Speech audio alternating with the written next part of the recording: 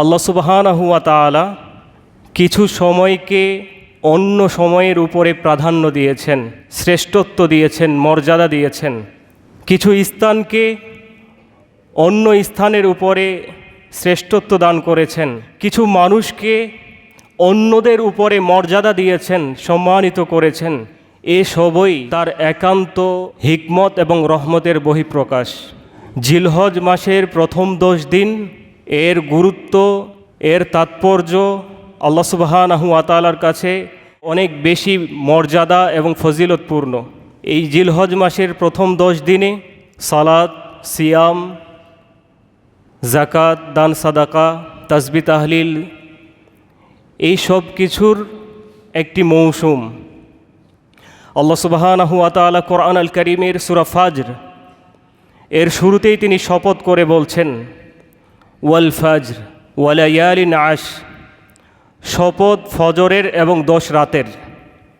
ইমাম ইবনু কাসির, ইমাম তবারি এবং ইমাম বাগাবী রাহিমাহুমুল্লাহ তারা এই আয়াতের তাফসিরে ইবনু আব্বাস রাদিয়াল্লাহু তাআলা আনহু থেকে উল্লেখ করেছেন, ওয়া লায়ালিন আশর, এই যে 10 রাতের শপথ, আল মুরাদু বিহা আশরু যিল হিজ্জা, এর দ্বারা উদ্দেশ্য হলো জিলহজ মাসের প্রথম 10 দিন। অর্থাৎ আল্লাহ সুবহানাহু ওয়া তাআলা এই জিলহজ মাসের প্রথম 10 দিনের শপথ করে তিনি আপনাকে আমাকে বুঝাতে চেয়েছেন এর গুরুত্ব, এর মাহাত্ম্য, এর ফজিলত কত বেশি। এই 10 দিনের ইবাদত অন্যান্য দিনের উপরে প্রাধান্য লাভ করে, আল্লাহ সুবহানাহু ওয়া তাআলার নিকটে অধিক প্রিয় এবং পছন্দনীয়, যার কারণে এই 10 দিনকে ইবাদতের গ্রীষ্মকাল বলে আখ্যা দেওয়া হয়েছে। সম্মানিত সুধী, মুসনাদে বাজ্জার এবং সহিহুল জামিতে উল্লেখ রয়েছে, জাবের রাদিয়াল্লাহু তাআলা আনহু বর্ণনা করছেন, আফদালু আইয়ামিদ দুনিয়া আইয়ামুল আশর, দুনিয়ার সর্বশ্রেষ্ঠ দিন হলো জিলহজ মাসের প্রথম 10 দিন। পৃথিবীর সকল দিনের উপরে এই 10 দিনের প্রাধান্য। কেন? সেটা হাফেজ ইবনু হাজার আসকালানী রাহিমাহুল্লাহ তার সহিহুল বুখারীর ব্যাখ্যা গ্রন্থ ফাতহুল বারিতে তিনি উল্লেখ করেছেন যে, ওয়াল্লাযী ইয়াযহারু আন্না সাবাবা লিইমতিয়াজি আশরি জিল হিজ্জা উম্মাহাতুল ইবাদাতি ফীহি, যে এই 10 দিনের ইবাদত আল্লাহ সুবহানাহু ওয়া তাআলার কাছে এত মর্যাদা সম্পন্ন, এত ফজিলতপূর্ণ হওয়ার অন্যতম কারণ মৌলিক সকল ইবাদতগুলো এই 10 দিনে একত্রিত হয়েছে, সমাবেশ ঘটেছে। যেমন ওয়াহিয়া আস-সালাহ ওয়াস সিয়াম ওয়াস সাদাকা ওয়াল হজ, যে সালাত, সিয়াম, হজ এবং জাকাত বা সাদাকা। বছরের অন্যান্য দিনে সালাত আছে, এই 10 দিনেও সালাত আছে। বছরের অন্যান্য দিনে সিয়াম আছে, এই 10 দিনেও সিয়াম আছে। বছরের অন্যান্য দিনে জাকাত আছে, এই 10 দিনেও জাকাত আছে। কিন্তু বছরের অন্যান্য দিনে হজ নেই, অথচ এই 10 দিনে হজ আছে। মৌলিক সকল ইবাদতের সমাবেশ ঘটার কারণেই এই 10 দিন হলো পৃথিবীর সর্বশ্রেষ্ঠ দিন। ইবনু আব্বাস রাদিয়াল্লাহু তাআলা আনহু উল্লেখ করেছেন, যেটা সহিহুল বুখারী এবং সহিহ মুসলিমে উল্লেখ করেছে, আল্লাহ রাসূল বলছেন, মাল আমালু ফি আইয়ামিল আশরি আফদালা মিনাল আমালি ফি হাদিহি, এই 10 দিনের আমলের চেয়ে অন্য কোনো দিনের আমল এত উত্তম নয়, শুধু এই 10 দিনের আমলেই সর্বোত্তম। সাহাবা ইকরাম জিজ্ঞেস করলেন, ওয়ালাল জিহাদ, আল্লাহ রাসূল জিহাদও নয় কি? আল্লাহ রাসূল বললেন, ওয়ালাল জিহাদ, আল্লাহর রাস্তায় জিহাদ করাও নয়। ইল্লা রাজুলুন খারাজা ইউকাতিরু বিনাফসিহি ওয়া মালিহি ফালাম ইয়ারজি বিশাই, তবে সে ব্যক্তির কথা ভিন্ন, যে ব্যক্তি তার জান এবং মালের ঝুঁকি নিয়ে আল্লাহর রাস্তায় বেরিয়ে গেল আর কোনোটি নিয়েই বাড়িতে ফিরে আসলো না, শাহাদাত বরণ করেছে, সে ব্যক্তির কথা ভিন্ন। এছাড়া সাধারণ মুজাহিদের চেয়েও এই 10 দিনের আমল আল্লাহর কাছে অধিক প্রিয় এবং পছন্দনীয়। এজন্য শাইখুল ইসলাম ইবনু তাইমিয়া রাহিমাহুল্লাহ তার মাজমু আল ফাতওয়ায় উল্লেখ করেছেন যে, আইয়ামু আশরি জিল হিজ্জা আফদালু আইয়ামি ইনদাল্লাহি তাআলা, যে জিলহজ মাসের প্রথম 10 দিন আল্লাহ সুবহানাহু ওয়া তাআলার নিকটে সর্বশ্রেষ্ঠ দিন। ওয়াল ইকসারু ফিহা মিনাল ইবাদাতি, তাই এই 10 দিনে বেশি বেশি করে ইবাদত করতে হবে। মিনাস সালাত ওয়াস সিয়াম ওয়াস সাদাকা ওয়াজ যিকর, সালাত আদায় করতে হবে, ফরজের পাশাপাশি নফল সালাত, সিয়াম পালন করতে হবে 1 থেকে 9 তারিখ পর্যন্ত যারা সক্ষমতা রাখি। এরপরে দান সাদাকা করতে হবে, জাকাত দিতে হবে এবং বেশি বেশি জিকির করতে হবে। শেখ বিন বাজ রাহিমাহুল্লাহ তিনি উল্লেখ করেছেন যে আল মাশরুফি হাদিহিল আশর, যে এই 10 দিনের শরীয়ত সম্মত বিষয় হলো আল ইকসার মিনা জিকির, বেশি বেশি আল্লাহকে স্মরণ করা, জিকির করা, ওয়াত তাকবীর, বেশি বেশি আল্লাহু আকবার বলা, ওয়াত তাহমিদ, বেশি বেশি আলহামদুলিল্লাহ বলা, ওয়াত তাহলিল, বেশি বেশি লা ইলাহা ইল্লাল্লাহ পড়া, ওয়াসসালা ওয়াসসাদাকা, বেশি বেশি ফরজের পাশাপাশি সালাত আদায় করা, ওয়া ইউশরাউ ফিহা আত-তাওবাতু মিন জামিইয যুনুব। আরও শরীয়ত সম্মত বিষয় হলো এই 10 দিনে বেশি বেশি তাওবা করা, সকল পাপ থেকে ফিরে আসা। এবং শেখ সালেহ আল উসাইমিন রাহিমাহুল্লাহ তিনি বলছেন আল্লাহ সুবহানাহু ওয়া তাআলার পক্ষ থেকে এক বিশেষ দয়া তার বান্দাদের জন্য, আর তিনি এই যে দয়া করেছেন, এই যে বিশেষ মৌসুম দিয়েছেন, এই মৌসুমে তারা বেশি বেশি ইবাদত করতে সক্ষম হয়। সম্মানিত সুধী, উক্ত আলোচনায় আমরা উপলব্ধি করতে পারি যে জিলহজ মাসের গুরুত্ব এবং ফজিলত অপরিসীম, যা বছরের অন্যান্য দিনের উপরে এর শ্রেষ্ঠত্ব, মাহাত্ম্য, এর গুরুত্ব, এর ফজিলত অসামান্য। রমাদানুল মুবারকের শেষ দশক রাত্রিটা হচ্ছে সর্বোত্তম, পৃথিবীর সর্বোত্তম রাত, কারণ এই 10 রাতের মাঝে লাইলাতুল কদর রয়েছে। আর দিনসমূহের মাঝে সর্বোত্তম দিন, সর্বশ্রেষ্ঠ দিন হলো এই জিলহজ মাসের প্রথম 10 দিন। আজকে হলো জিলকাদা মাসের 26 তারিখ, অর্থাৎ চাঁদের উপরে নির্ভর করে আগামী 2 বা 3 দিন পরেই আমাদের জিলহজ মাস শুরু হতে যাচ্ছে। সুতরাং এই মাসে আমাদের কিছু করণীয় আছে, আমরা সংক্ষিপ্ত আকারে পয়েন্ট আকারে কিছু করণীয় উল্লেখ করব। প্রথম করণীয়, আল্লাহ সুবহানাহু ওয়া তাআলা কোরআন আল কারীমে উল্লেখ করেছেন ওয়ায়াযকুরু ইসমাল্লাহি ফি আইয়ামিম মা'লুমাত, সূরা হজ এর 28 নম্বর আয়াত, যে বেশি বেশি আল্লাহকে স্মরণ করতে হবে, জিকির করতে হবে, আল্লাহ সুবহানাহু ওয়া তাআলাকে অধিক মাত্রায় স্মরণ করতে হবে। সম্মানিত সুধী, আল্লাহ সুবহানাহু ওয়া তাআলাকে ভুলে যাওয়ার মতো বড় অপরাধ আর পৃথিবীতে হতে পারে না। যেই আল্লাহ সৃষ্টি করেছেন, যার খেয়ে পৃথিবীতে টিকে আছি, সেই আল্লাহকে কি করে মানুষ ভুলে যায়? এজন্য আল্লাহ সুবহানাহু ওয়া তাআলা সূরা হাশরের 19 নম্বর আয়াতে বলছেন ওয়ালা তাকুনু কাল্লাযীনা নাসুল্লাহ, তাদের মতো হয়ো না যারা আল্লাহকে ভুলে যায়। ফাআনসাহুম আনফুসাহুম, ফলে তারা আত্মবিস্মৃত হয়ে যায়, নিজেরাই নিজেদেরকে ভুলে যায় আল্লাহকে ভুলে যাওয়ার কারণে। সুতরাং আল্লাহকে ভুলে যাওয়া যাবে না। আমরা যদি কাউকে ভালোবাসি, তার ভালোবাসা না পেলে এই ভালোবাসার পূর্ণতা হয় না। তো আল্লাহকে স্মরণ করব, আল্লাহ তো আমাদেরকে স্মরণ করতে হবে। আল্লাহ সুবহানাহু ওয়া তাআলা সূরাতুল বাকারা এর 152 নম্বর আয়াতে বলছেন ফাযকুরুনি আযকুরুকুম, আমাকে স্মরণ করো, আমিও তোমাদেরকে স্মরণ করব। তাহলে আল্লাহকে যদি স্মরণ করি, বিনিময়ে কি আল্লাহ তাআলা আপনাকে আমাকে স্মরণ করবেন? আল্লাহর স্মরণ মানে কি? তিনি আপনার আমার সাহায্য সহযোগিতায়, বিপদে আপদে, যত রকমের প্রয়োজন, এই প্রয়োজনে আমরা তাকে কাছে পাবো ইনশাআল্লাহ। তাহলে আল্লাহকে স্মরণ করতে হবে। আল্লাহ সুবহানাহু ওয়া তাআলা সূরা আনকাবুত এর 45 নম্বর আয়াতে বলছেন ওয়ালা যিকরুল্লাহি আকবার, আল্লাহর স্মরণ হচ্ছে সবচেয়ে বড়, পৃথিবীতে এর চেয়ে বড় আর কিছু হতে পারে না। সালাতে সবচেয়ে বেশি আল্লাহকে স্মরণ করা হয়, এই জন্য সালাত হচ্ছে ঈমানের পরে সবচেয়ে শ্রেষ্ঠ ইবাদত, কারণ সালাতে সবচেয়ে বেশি আল্লাহকে স্মরণ করা হয়। যেমন সূরা রাদ এর 28 নম্বর আয়াতে আল্লাহ তাআলা বলছেন যে আলা বিযিকরিল্লাহ তাতমাইন্নুল কুলুব, জেনে রাখো আল্লাহর জিকিরেই, আল্লাহর স্মরণের মধ্যেই আত্মা পরিতৃপ্ত হয়, পরিশ্রান্ত হয়। সম্মানিত সুধী, তাই আল্লাহকে স্মরণ করতে হবে, অধিক মাত্রায় স্মরণ করতে হবে। সহিহ বুখারী এবং সহিহ মুসলিমে উল্লেখ রয়েছে হাদিসে কুদুসি, আল্লাহ তাআলা বলছেন আনা ইনদা যান্নি আবদি বি, আমি আমার বান্দার ধারণার অনুরূপ। বান্দা আমার ব্যাপারে যেমন ধারণা পোষণ করে আমি ঠিক ওই রকম। আল্লাহ রাসূল মৃত্যুর আগে বারবার বলছিলেন যে লা ইয়ামুতান্না আহাদুকুম ইল্লা ওয়া হুয়া ইহসিনু যান্না বিল্লাহ, সহিহ মুসলিমের হাদিস, যে তোমাদের কেউ যেন আল্লাহর প্রতি সুধারণা না রাখা পর্যন্ত মৃত্যুবরণ না করে।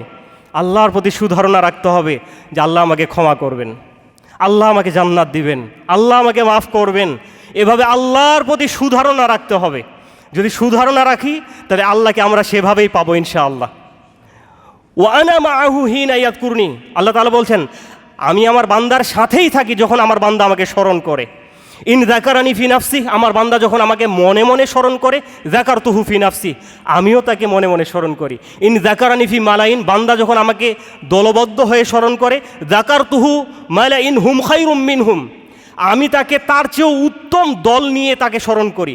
অর্থাৎ ফেরেশতাদেরকে নিয়ে আল্লাহ তাআলা তাকে নিয়ে আলোচনা করেন।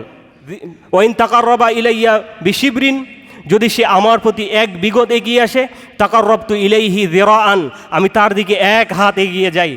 ওয়াইন তাকাররাবা ইলাইয়া যিরাআন, যদি সে আমার দিকে এক হাত এগিয়ে আসে, তাকাররাবতু ইলাইহি বাআন, আমি তার দিকে 2 হাত এগিয়ে যাই। ওয়াইন আতানি ইয়ামশি, আমার বান্দা যদি আমার দিকে হেঁটে হেঁটে আসে, আতাইতুহু হারওয়ালাতান, আমি তার দিকে দৌড়তে দৌড়তে ছুটে যাই। সুতরাং আল্লাহ সুবহানাহু ওয়া তাআলাকে যদি স্মরণ করি, তাহলে আল্লাহ সুবহানাহু ওয়া তাআলাকে আমি কাছে পাবো। সহিহুল বুখারী এবং সহিহ মুসলিমে উল্লেখ রয়েছে, আল্লাহ রাসূল বলছেন, মাসালুল্লাযী ইয়াযকুরু রাব্বাহু ওয়াল্লাযী লা ইয়াযকুর কামাসালিল হাইয়্যি ওয়াল মাইয়িত, যে আল্লাহকে স্মরণ করে আর যে আল্লাহকে স্মরণ করে না, এদের দৃষ্টান্ত হলো জীবিত আর মৃতের নেই। যে আল্লাহকে স্মরণ করে সে জীবিত, যে স্মরণ করে না ও জীবিত থাকার পরেও সে মৃত। বলে আফযালু যিকরি লা ইলাহা ইল্লাল্লাহ, আল্লাহকে স্মরণ করার যে বাক্য, যে জিকির, সেটা হচ্ছে সর্বোত্তম জিকির হলো লা ইলাহা ইল্লাল্লাহ, আল্লাহ ছাড়া সত্য কোনো ইলাহ নেই। এটাকে ভেঙে ভেঙে বলা যাবে না, এটা পরিপূর্ণ একটা বাক্য। ইল্লাল্লাহ ইল্লাল্লাহ লা লা বলে বলে থাকবে, এগুলো হচ্ছে ভণ্ডামি, এগুলো হচ্ছে ইসলামের নামে ভণ্ডামি। সম্পূর্ণ বাক্য বলতে হবে লা ইলাহা ইল্লাল্লাহ, পরিপূর্ণ বাক্য, আল্লাহ ছাড়া সত্য কোনো ইলাহ নেই। যত রকমের ভণ্ডামি জিকির আছে এগুলোকে পরিত্যাগ করতে হবে। সম্মানিত সুধী, তাই জিকির কিভাবে করব? সবচেয়ে বড় জিকির সালাত, সালাত আদায় করতে হবে। এরপরে কোরআন তেলাওয়াত করতে হবে। সকাল সন্ধ্যায় যে তাসবিহ দোয়াগুলো রয়েছে এগুলো পাঠ করতে হবে। সালাতের পরে যে দোয়া তাসবিহগুলো রয়েছে এগুলো পাঠ করতে হবে। বাড়ি থেকে বের হতে, বাড়িতে প্রবেশ করতে, খাবার শুরুতে, খাবার শেষে, বাথরুমে যেতে, বাথরুম থেকে বের হতে, যানবাহনে উঠতে, যে দোয়াগুলো রয়েছে এগুলির মাধ্যমে আমাকে আল্লাহকে স্মরণ করতে হবে। সম্মানিত সুধী, তাহলে প্রথম করণীয় আল্লাহকে অধিক মাত্রায় স্মরণ করা। দ্বিতীয় করণীয়, এই 10 দিনে বেশি বেশি আমলে সালেহ করতে হবে, যেটা আমরা সহিহুল বুখারীর হাদিস দিয়ে আপনাদেরকে বুঝিয়েছি যে এই 10 দিনের আমল আল্লাহর কাছে অন্যান্য দিনের চেয়ে অধিক প্রিয়। সুতরাং এই 10 দিনে বেশি বেশি ভালো কাজ করতে হবে। দুনিয়ার সকল মানুষ মিলে যদি আজকে ইবাদত করা শুরু করে দেয়, আল্লাহর ধনভাণ্ডারে অনুপরিমাণ বৃদ্ধি পাবে না। আর দুনিয়ার সকল মানুষ মিলে যদি নাফরমানিতে লিপ্ত হয়, আল্লাহর ধনভাণ্ডারে সেই অনুপরিমাণ কমতি হবে না। তাহলে আমরা কেন ইবাদত করি? আমাদের নিজের কল্যাণে, নিজের উপকারার্থে। কারণ ইবাদত করলে এটা আপনার আমার জন্য কল্যাণকর। সহিহুল বুখারী এবং সহিহ মুসলিমে উল্লেখ রয়েছে, আল্লাহ রাসূল বলছেন, ইয়াতবাউল মাইয়িত ইলা সালাসা, মৃত ব্যক্তিকে 3টি জিনিস স্মরণ করে কবর পর্যন্ত, তার পরিবার পর্যন্ত, তার সম্পদ আর তার আমল। 2টি জিনিস ফিরে আসে, একটি জিনিস তার কবরে থেকে যায়, সেটা হলো তার আমল। দুনিয়ার সাথী, দুনিয়ার সম্পদ, এগুলোর জন্য আপনার আমার বিরামহীন পরিশ্রম, মাথার ঘাম ফায়ে ফেলছি, কিন্তু কবরের সাথী আমল, এই আমল, এর জন্য আপনার আমার পরিশ্রম কতটুকু? সালাতের ব্যাপারে আমি কতটুকু যত্নশীল, ঈমান আমলের ব্যাপারে কতটুকু আমি যত্নশীল, কতটুকু মেহনতি, এটা হচ্ছে সবচেয়ে বড় বিষয়। কারণ আপনার আমার এই আমল, এটাই হলো আপনার আমার কবরের সাথী। সম্মানিত সুধী, তাই আল্লাহ রাব্বুল আলামিন কোরআন আল কারীমে সূরা কাহফ এর 110 নম্বর আয়াতে বলছেন যে ফামান কানা ইয়ারজু লিকা রাব্বি ফালিয়ামাল আমালান সালিহা, যে ব্যক্তি আল্লাহর সাক্ষাৎ কামনা করে সে যেন সৎ আমল করে, ভালো কাজ করে। আমরা বিশ্বাস রাখি যে আমরা আল্লাহকে দেখতে পাবো, জান্নাতীরা আল্লাহকে দেখতে পাবে। আল্লাহ সুবহানাহু ওয়া তাআলার আকার আছে না? আল্লাহ তাআলা নিরাকার, আকার আছে, যেহেতু তাকে দেখা যাবে তার আকার আছে, তিনি নিরাকার নন। লাইসা কামিসলিহি শাই, কিন্তু তার আকারটা কেমন? তার মতো, তার উপমা, তার তুলনা, তার মতো কোনো কিছু নেই। কামা ইয়ালিকু বিজালালিহি সুবহানাহু ওয়া তাআলা বিলা তাকইফিন ওয়ালা তামসিলিন ওয়ালা তাহরিফিন ওয়ালা তা'তিলিন, কোনো দৃষ্টান্ত, কোনো উপমা, কোনো বিকৃত কোনো কিছু করা ছাড়াই আমাদেরকে মনে রাখতে হবে আল্লাহর আকার আছে। তার জন্য যেমনটা শোভা পায়, তার জন্য যেমনটা মানানসই, তার জন্য যেমনটা সম্মানের, তিনি ঠিক ওই রকম, কিন্তু তার আকার আছে। তাহলে আমলে সালেহ করলে জান্নাতে আল্লাহ সুবহানাহু ওয়া তাআলাকে দেখা সম্ভব হবে ইনশাআল্লাহ। একটা আরবি বাক্য রয়েছে, অনেকে এটা আবু বকর সিদ্দিক রাদিয়াল্লাহু তাআলা আনহুর বক্তব্য বলে থাকেন। সেটা হচ্ছে, মান দাখালাল কবরা বিলা জাদিন ফাকান্নামা রাকিবাল বাহরা বিলা সাফিনাতিন। যে ব্যক্তি আমল করা ছাড়াই কবরে চলে গেল, সে যেন ওই ব্যক্তির মতো যে ব্যক্তি নৌকা ছাড়াই সমুদ্রে আরোহণ করেছে। নৌকা ছাড়া সমুদ্রে আরোহণ করলে যেমন আপনার মৃত্যু, আপনার ধ্বংস অনিবার্য, আমল ছাড়া কবরে গেলে আপনার পুরো জীবনটাই বৃথা, আপনার ধ্বংস অনিবার্য। এই জন্য আমলের প্রতি যত্নবান হতে হবে। আমল কি? আমল শব্দের অর্থ কাজ। কোন কাজ? যেই কাজ আল্লাহ করতে বলেছেন, যেই কাজ রাসূল করতে বলেছেন, সেইটাই হচ্ছে আমল। দুনিয়ার চিন্তাই আমাদের মূল বিষয়। এভাবেই জীবন হচ্ছে ক্ষয়। দম ফুরালেই পরকাল। পুঁজি না থাকলে, আমল না থাকলে যাতনায় কাটবে চিরকাল। সুতরাং আমলের প্রতি যত্নবান হই। সম্মানিত সুধী, 3 নাম্বার, এই 10 দিনে পাপাচার থেকে সাধ্য অনুযায়ী বিরত থাকতে হবে। আল্লাহ সুবহানাহু ওয়া তাআলা সূরা তাওবা এর 36 নম্বর আয়াতে বলছেন, ফালা তাযলিমু ফীহিন্না আনফুসাকুম। ইমাম ইবনু কাসির রাহিমাহুল্লাহ বলছেন যে এটা হচ্ছে সম্মানিত মাসগুলিতে, এটা হচ্ছে সম্মানিত মাস। 4 সম্মানিত মাসের অন্যতম হচ্ছে জিলকাদা, যে মাসে আমরা অবস্থান করছি এই মাস, সামনের মাস এবং তারপরের মাস, ধারাবাহিকভাবে এই 3 মাস। এই মাসগুলিতে যদি কেউ পাপ করে, আসাদ্দু ইসমা, তাহলে তার ছোট পাপটাও বড় পাপে আকৃতি নিবে। সুতরাং এই মাসগুলিতে পাপ করা যাবে না। আপনি আমি পাপ সবাই জানি, সবাই চিনি যে কোন কাজগুলো গুনাহ, কোন কাজগুলো করলে অন্যায়, কিন্তু আমরা নিজের দিকে তাকাই না। যে সে সালাত পড়ে না, ও দাড়ি কাটে, ওর টাকনার নিচে কাপড়, ওর বিবি বাচ্চা বেপরদায় চলে, ও সুদের সাথে জড়িত। আরে ভাই, আমি কতটুকু ভালো? আমি নিজেকে কতটুকু শুধরাতে পেরেছি? আমি সালাতের হিফাজতকারী কিনা? আমার বিবি বাচ্চাকে পর্দার আওতায় আনতে পেরেছি কিনা? এটা হচ্ছে বড় বিষয়। আল্লাহ রাব্বুল আলামিন বলছেন, কু আনফুসাকুম ওয়া আহলিকুম নারা, নিজেকে বাঁচাও, নিজের পরিবারকে বাঁচাও জাহান্নামের আগুন থেকে। সম্মানিত সুধী, তাই পাপ নিজেকে ছাড়তে হবে। অন্যকে নিয়ে এত চিন্তা করার আপনার দরকার নাই। নিজেকে নিয়ে চিন্তা করেন। অয়েল ইওর অন মেশিন, নিজের চরকায় তেল লাগান। সম্মানিত সুধী, আর বড় বিষয় হচ্ছে যে সমাজে মনে করে ধর্ম মানাটা এটা হুজুরদের কাজ।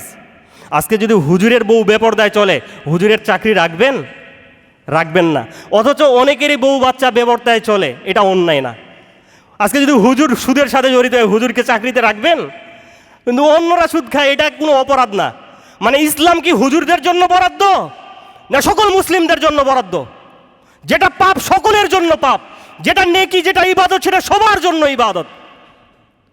সম্মানিত সুধী, তাই পাপাচার এই 10 দিনে ছাড়তে হবে।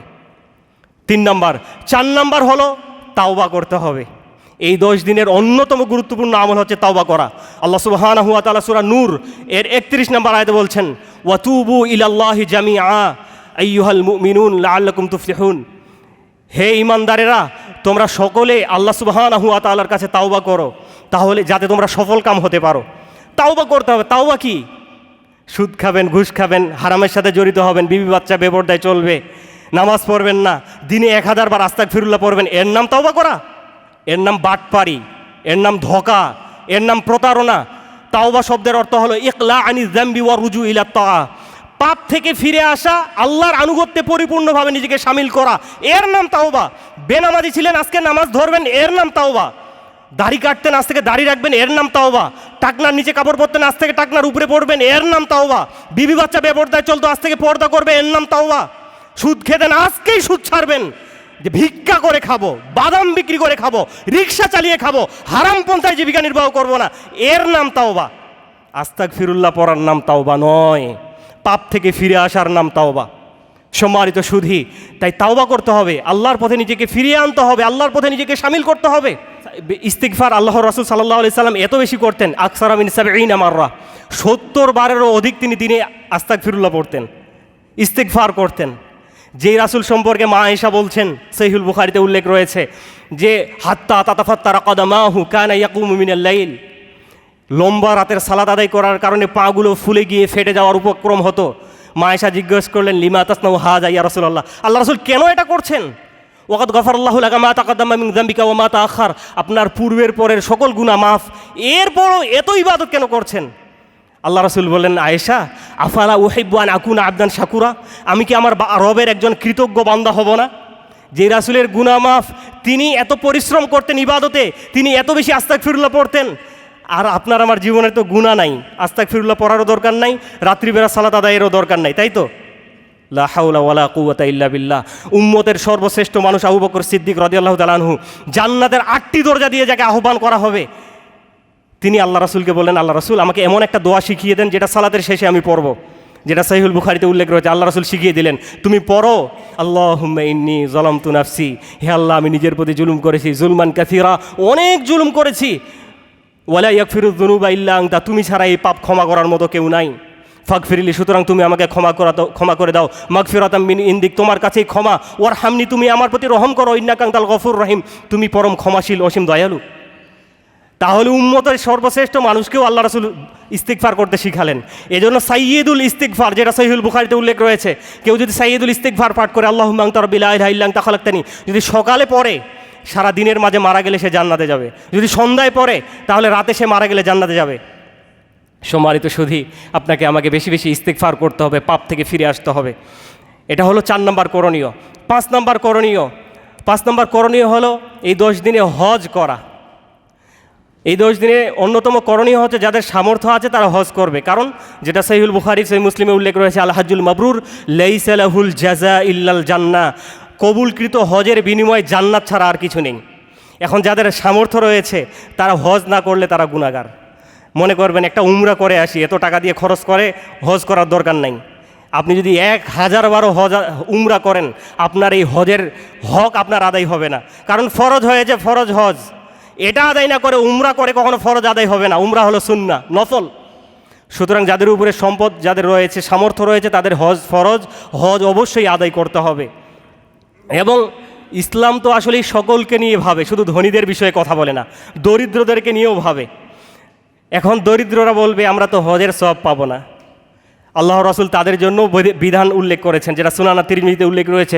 নাসিরুদ্দিন বালী রাহিমাহুল্লাহ এই বিষয়ে তিনি সহি বলেছেন এই হাদিসটিকে, যে মান সাল্লা সুবহা ফি জামাআতিন, যে ব্যক্তি ফজরের সালাত জামাতের সাথে আদায় করবে, সুম্মা যাকারা ইয়াযকুরুল্লাহ, সুম্মা কাদা ইয়াযকুরুল্লাহ, এবং আল্লাহর জিকির আজকার করবে, হাত্তা তাতলুয়া শামস, সূর্য উদিত হওয়ার আগ পর্যন্ত, সুম্মা সাল্লা রাকাতাইন, এরপরে 2 রাকাত সালাত আদায় করবে সূর্য উদিত হওয়ার পরে, কাআজরুহু কাআজরি হাজ্জাতিন ওয়া উমরাতিন, তার জন্য পরিপূর্ণ একটি হজ এবং একটি উমরার সওয়াব।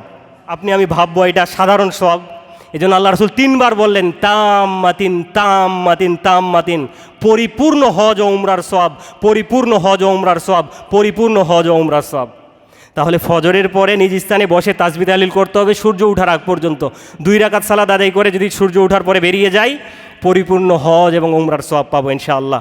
6 নম্বর করণীয়, এই 10 দিনের 6 নম্বর করণীয় হলো যে যাদের সামর্থ্য আছে তারা কুরবানি দিবে। রব্বুল আলামিন বলছেন ফাসাল্লি লিরাব্বিকা ওয়ানহার, সুতরাং আপনি সালাত আদায় করুন এবং আপনার রবের নামে কুরবানি করুন। আগে সালাত পরে কুরবানি। যারা সালাত আদায় করে না, কুরবানি করে, তারা যেন হাফ প্যান্ট পরে মাথায় পাগড়ি বাঁধে। আপনি সালাত আদায় করেন না, আপনার এই কুরবানি, আপনি যদি 1000টাও কুরবানি দেন, আপনার কুরবানি মূল্যহীন। কেন মূল্যহীন? কারণ কিয়ামতের দিনে প্রথম হিসাব হবে, যেটা সুনান তিরমিজিতে উল্লেখ রয়েছে, আউয়ালু মা ইউহাসাবু বিহিল আবদু ইয়াউমাল কিয়ামাতি মিন আমালিহি সালাতু, বান্দার সর্বপ্রথম কিয়ামতের দিনে হিসাব হবে সালাতের। ফাইন সালুহাত ফাকাদ আফলাহা ওয়া আনজাহা, যদি সালাতের হিসাব যথাযথ হয় সে সফল কাম হবে, সে মুক্তি পাবে। ওয়া ইন ফাসাদাত, সালাতের হিসাবে, নামাজের হিসাবে যদি কেউ ধরা খেয়ে যায়, ফাকাদ খাবা ওয়া খাসিরা, সে হবে ক্ষতিগ্রস্ত, সে হয়ে যাবে হতভাগা। তাহলে সালাত যদি না থাকে, আপনার অন্য আমল সব বৃথা। আমরা পরীক্ষা দিয়েছি না, যে এত নং প্রশ্নের উত্তর সহ বাকি 9টি প্রশ্নের উত্তর দাও, একটা থাকে বাধ্যতামূলক। সালাতটা হলো ওই ইবাদত যেটা বাধ্যতামূলক, আপনি যেই আমলই করেন সালাত সাথে থাকতে হবে। সূরা রুমের 31 নম্বর আয়াতে আল্লাহ তাআলা বলছেন মুনিবিনা ইলাইহি ওয়াত্তাকু, আল্লাহ অভিমুখী হও, আল্লাহকে ভয় করো, ওয়াকিমিস সালাহ, সালাত কায়েম করো, ওয়ালা তাকুনু মিনাল মুশরিকিন, মুশরিকদের অন্তর্ভুক্ত হয়েও না। মানে সালাত যদি কেউ আদায় না করে সে মুশরিকদের অন্তর্ভুক্ত হয়ে যাবে, তার মাঝে আর মুশরিকদের মাঝে কোনো পার্থক্য থাকবে না। এই জন্য সালাফগণ বলেছেন বেনামাজির জানাজা নেই, নামাজিদের গোরস্থানে, মুসলমানদের গোরস্থানে জায়গা নেই, তাকে গরু ছাগলের মতো পুঁতে দিতে হবে। এই জন্য আপনি আমি তো ওই যে বেনামাজিকে খাওয়াবো, বেনামাজিকে দাওয়াত করব, বেনামাজির সাথে বন্ধুত্বতা করব। আল্লাহ রাসূল বলছেন, যেটা সুনান আবু দাউদে উল্লেখ রয়েছে, লা তুসাহিব ইল্লা মুমিনা, ঈমানদার ছাড়া কাউকে সাথী বানাবে না। ওয়ালা ইয়াকুল তাআমাকা ইল্লা তাকিয়া, মুত্তাকি ছাড়া কাউকে খাবার খাওয়াবে না। মুত্তাকি ছাড়া, নামাজি ছাড়া, পরহেজগার ছাড়া তোমার খাবার যেন কেউ না খায়, তোমার সাথী যেন কেউ না হয়। তাহলে আগে সালাত পরে কুরবানি।